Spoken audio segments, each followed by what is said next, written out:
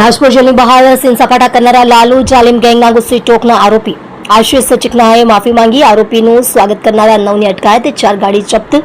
સુરતમાં તાજેતરમાં ગુસ્સી ટોક કેસના આરોપી આશિષ ઉર્ફે ચિકનો પાંડેનું જેલમાંથી બહાર આવતાનો એક વિડીયો સોશિયલ મીડિયા પર વાયરલ થયો હતો, જેમાં તે પોતાની દબંગાઈ બતાવતો અને ફિલ્મી અંદાજમાં એન્ટ્રી કરતો જોવા મળ્યો હતો, જે અંગે પોલીસ એક્શનમાં આવી હતી. આ ઘટના બાદ સચિન પોલીસે ત્વરિત કાર્યવાહી હાથ ધરી આશિષ ચિકના સહિત 9 લોકોની અટકાયત કરી અને 4 વાહનો જપ્ત કર્યા હતા. ઉલ્લેખનીય છે કે આ ઘટનાએ સુરત પોલીસની છબીને પડકાર ફેંક્યો હતો.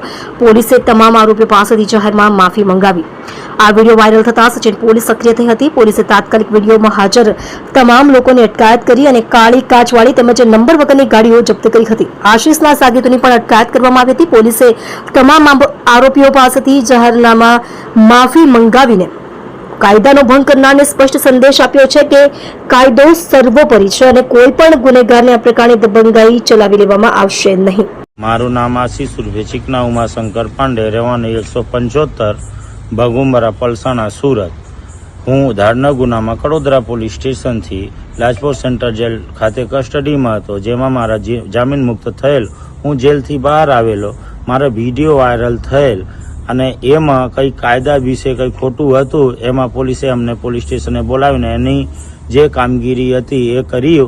એના બદલ જે અમારાથી ભૂલ થઈ હોય, ભલે કાંચ આની હોય, જે બી હોય એના બદલ હું માફી માગું છું.